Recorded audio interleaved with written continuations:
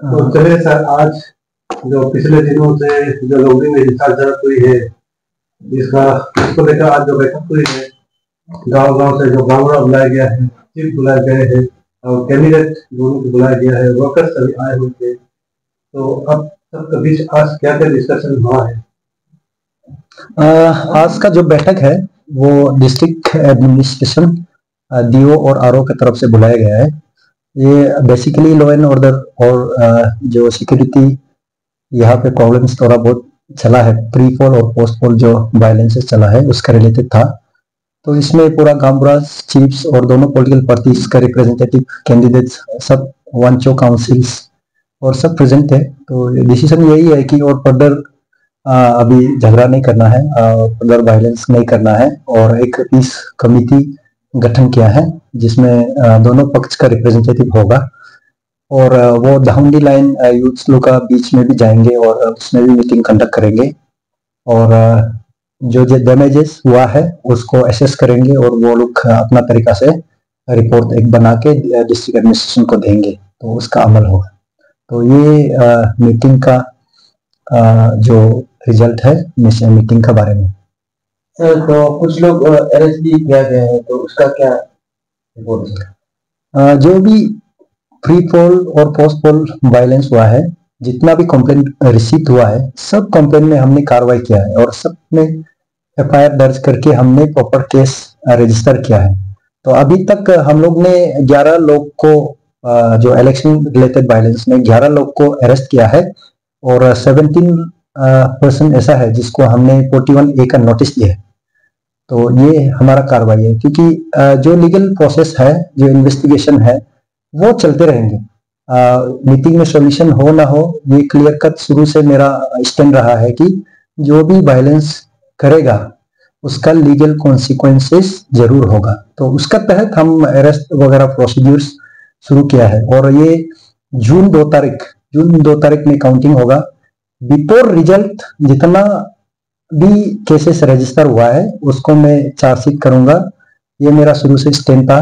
और हमारा जो पुलिस हेडक्वार्टर और हमारा जो चीफ इलेक्शन ऑफिसर्स का क्लियर कट डायरेक्शन है कि जितना भी इलेक्शन वायलेंसेस हुआ है तो उसको कोई नरमी ना बरसे, सबका सब में मतलब सख्त से सख्त कार्रवाई करे और उसको केस को जितना जल्दी हो सकेगा डिस्पोज करना है। तो इसी का तहत हमने अभी SIT भी एक गठन किया है जो इलेक्शन रिलेटेड वायलेंस को इन्वेस्टिगेट करेंगे टीम में।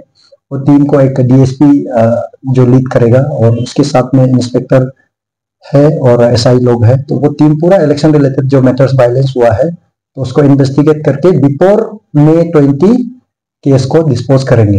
तो ये एक नया है और पब्लिक लोग के लिए भी ये चीज है कि आने वाला समय में फिर अगर दोबारा वायलेंस होगा तो उस पर भी फिर प्रॉपर कार्रवाई होगा। तो लीगल जो कार्रवाई है वो कभी रुकने वाला नहीं। तो ये क्लियर कट डायरेक्शन है, क्लियर कट मतलब एडवाइजरी है जो भी हमारा डिस्ट्रिक्ट का लोग है तो उनको ये मैसेज देना है। सर, आपकी कार्रवाई में क्या सामने निकल के आ गया है? ये दोनों पक्षों में से जाति किसका था? किसने वायलेंस को पहले क्रिएट किया और कौन सा पार्टी का ज्यादा इंजूर हुआ है? किसका पार्टी का व्हीकल ज्यादा जला है, तौर पर हुआ है? जो अभी इन्वेस्टिगेशन में उभर कर आ रहा है तो उसमें ये है कि दोनों पार्टी का तरफ से गलती है। तो इसी कोई पर्टिकुलर कैंडिडेट या पर्टिकुलर पार्टी सिर्फ गलती हुआ है ऐसा कुछ नहीं। दोनों पार्टी का कार्यकर्ता, दोनों पार्टी का यूथ वॉलंटियर्स, दोनों का इन्वॉल्वमेंट है और दोनों का अगेंस्ट में केस दर्ज है। तो व्हीकल्स भी दोनों का डैमेज हुआ है और प्रॉपर्टीज भी दोनों का लॉस हुआ है, इंजुरीज भी दोनों का हुआ है और अकॉर्डिंगली अरेस्ट भी दोनों टीम का हुआ है अभी तक। तो इसलिए ऐसा कोई मैं नहीं बोलूंगा कि ये कोई पर्टिकुलर कैंडिडेट्स का गलती है या पर्टिकुलर पार्टीज का गलती है। इसमें जो भी पार्टीज इन्वॉल्व है सबको प्रॉपर हम लोग इन्वेस्टिगेशन करके प्रॉपर कार्रवाई हो रहा है। और सर, प्रॉपर्टी डैमेज करने वाला और बहुत लोग अभी हॉस्पिटल में है, उन लोग के लिए क्या करना बाकी है? सारा जो हॉस्पिटल में है वो उन लोग अभी तक फॉर्मली रिपोर्ट नहीं भेजा है हम लोग को। हम दूसरा सोर्सेज से पता लग रहा है कि हाँ इंजुरीज हुआ है, लेकिन ऑफिशियली किसी ने कम्युनिकेट नहीं किया कि इंजुरीज हुआ है, यहाँ एडमिट हुआ है, क्योंकि मैक्सिमम लोग लॉन्गडिंग टाउन में एडमिट नहीं हुआ है। सब लोग ने डिब्रूगढ़ जाके अपना ट्रीटमेंट करा रहा है। तो वो भी अनऑफिशियली ट्रीटमेंट करा रहा है। तो अभी तक तो ऑफिशियली किसी ने नाम नहीं दिया हमको इंजर हुआ है, इसको इंजर हुआ है, इतना ग्रेवियस इंजरी है, ओके ऑफिशियल किसी ने भी दिया नहीं है। फिर भी इंजरीज हुआ है और जो डैमेजेस तो हुआ है तो वो फैक्ट है। और पुलिस का तरफ से तो किसी को कॉम्पनसेट करने का नहीं है। पुलिस का तरफ से क्लियर कट ये है कि जो भी एक्यूज है, जो भी इन्वॉल्वमेंट है, तो उनका ऊपर प्रॉपर कार्रवाई होगा। और अभी जो इंजरीज और डैमेज जिसका हुआ है, they are obviously involve in the case. अगर वो इन्वॉल्व नहीं है तो इंजर कैसे हो गया? तो सर वो इन्वॉल्व नहीं है तो फिर कैसे डैमेजेस हो गया? They were involve in the clashes, that is why they are in the medical and their property got damage.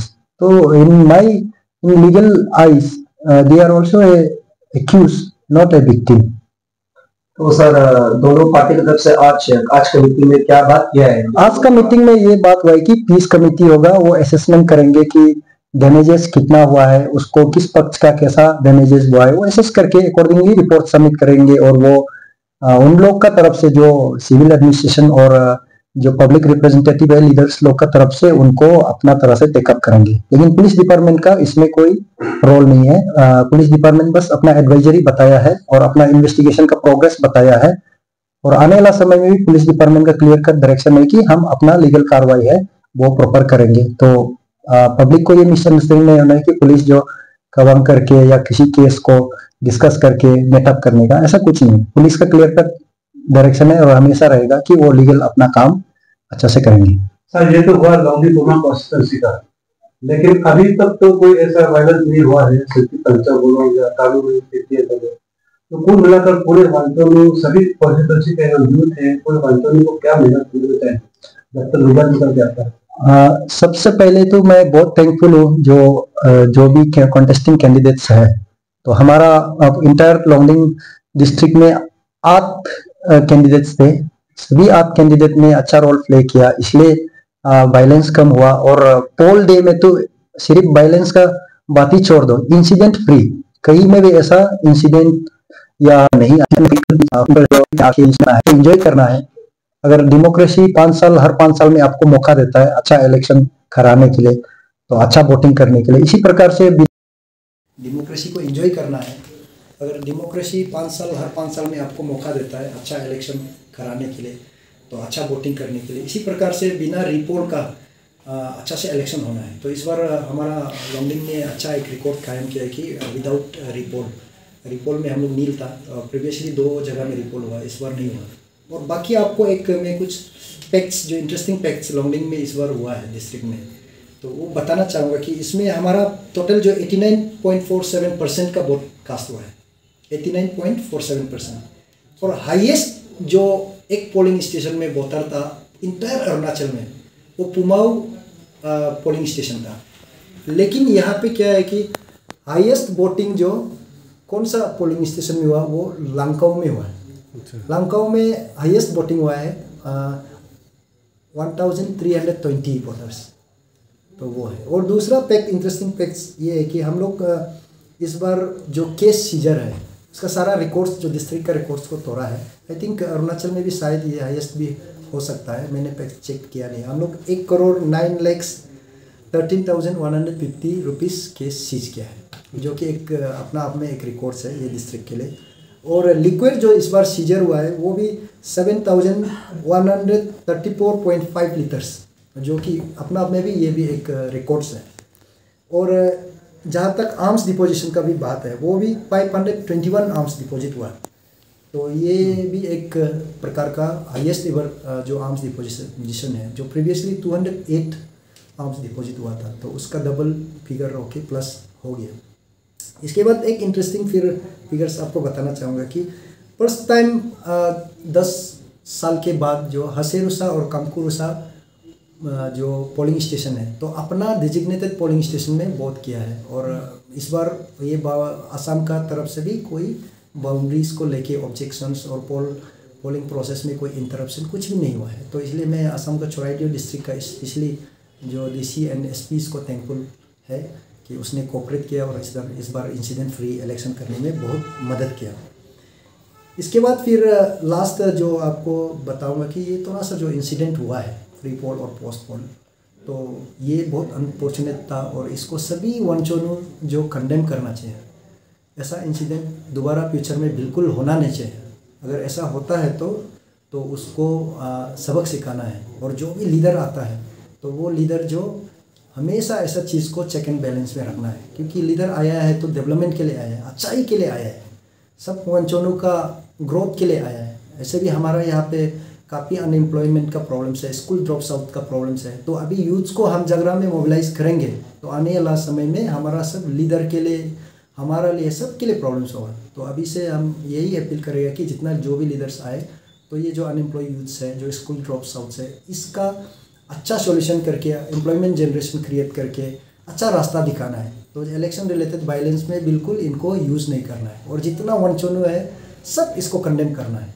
और अभी आगे से बिल्कुल काउंटिंग समय में भी हम यही अपील करेंगे कि काउंटिंग में बिल्कुल और वायलेंस नहीं करना है, क्योंकि इलेक्शन में जितना लॉस हो गया, जितना एनर्जी डालना था डाल गया। अभी काउंटिंग में अगर आप वायलेंस करेगा तो वो एडिशनल लॉस है आपके लिए। उसका उस वायलेंस से ना रिजल्ट में कोई फ़र्क पड़ेगा, कुछ मतलब नहीं है, ना पॉलिटिक्स में कोई फ़र्क पड़ेगा। उस वायलेंस से सिर्फ आपका नुकसान ही होगा और एक एडिशनल बर्डन होगा। और जो भी कैंडिडेट हारता है ग्रेसफुली, ऑनरेबली हारना चाहिए। एक लीडर का जैसे सीना तोड़ के हारना चाहिए, ना कि दुख होके, रोना धोना होके, वायलेंस करके हारना चाहिए। तो यही मैं लास्ट अपील करना चाहूँगा। ऑडियो जो बहुत वायरल हुआ था व्हाट्सएप में कि AR-18 वाला को, गाड़ी वाला को असम में टॉर्चर कर रहे हैं लड्डू खा के, तो ये बात जो कितना हद तक सच है? ये हमारे यहाँ पे पब्लिक लोग बहुत इनोसेंट होता है, तो इसलिए रिमोर्स को बहुत जल्दी विश्वास होके फिर उसमें एक्शन लेने का, रिएक्ट करने का एक टेंडेंसी रहता है। तो ये भी एक रिमोर्स ही था। ऐसे AR-18 को असम में कहीं ऐसा रिपोर्ट नहीं मिला कि टारगेट किया गया है, क्योंकि जिस दिन वो रिपोर्ट्स आया था मैं खुद डिब्रूगढ़ गया हुआ था कुछ एक ऑफिशियल काम के लिए और पर्सनल काम के लिए। तो ऐसा कुछ टारगेट तौर पर या वायलेंस कहीं असम में रिपोर्ट नहीं हुआ। और अगर भी कोई हुआ होने से देन DC जो कंसर्न डिस्ट्रिक्ट का है, असम का है, और मैं यहाँ का DC और मैं एज ए SP हम लोग बात करेंगे, उसका सॉल्यूशन निकलेंगे। तो पब्लिक को ये रिक्वेस्ट है कि फिर रिमोर्स में बिल्कुल विश्वास नहीं करना। आजकल जो जब फेसबुक और व्हाट्सएप निकल गया तो रिमोर्स बहुत ज़्यादा फैलता है और पब्लिक पैनिक हो जाता है। तो हर घटना का, हर रिपोर्ट का हमेशा वेरिफिकेशन करना है, हमेशा वेरीफाई करना है SP से, कंसर्न पुलिस स्टेशन से कि ऐसे हुआ है क्या बोल के एक बार पूछने का बाद तब विश्वास करना है। नहीं तो आजकल बहुत सारा बदमाशी लोग भी हो गया जो रिमोर्स फैला के वायलेंस क्रिएट कराता है, और एंटी सोशल एलिमेंट लोग भी रिमोर्स फैलाता है। कभी ऐसा रिमोर्स फैलाता है कि किसी पर्टिकुलर कैंडिडेट्स का घर को पूरा अटैक हो गया, और ऐसा नहीं होता है। कभी ऐसे रिमोर्स फैलाता है कि कोई आदमी को उधर कैप्चर करके बांध के रखा है, और ऐसा नहीं होता है। तो ये सिर्फ यहाँ का प्रॉब्लम्स नहीं है, वो ये इंटायर इंडिया का प्रॉब्लम्स है। वर्ल्ड में भी ये चलता है कभी कभी। एक बार तो कि कोई गलती से चाइल्ड किडनैप पर घूम रहा है बोल के किसी इनोसेंट आदमी को कोई इंडिया का कोई पार्ट में उसका मर्डर हो गया था, मॉब लिंचिंग हो गया था। ये होता है। तो इसलिए इसको हमेशा रिमोर्स को व्हाट्सएप में जो मैसेज पास करता है, फेसबुक में जो मैसेज आता है, उसको क्रॉस चेक करना है। क्रॉस चेक करके उसमें विश्वास करना है और रिएक्ट करना है। क्रॉस चेक बिना करे रिएक्ट करता है तो वो काम नहीं करना है। तो ये हमारा अमूमन हमारा स्पेशली ट्राइबल्स लोग इमोशन से भरा होता है, सिंपलिसिटी होता है, तो उसका कभी कभी ये सब हो जाता है। तो वही है।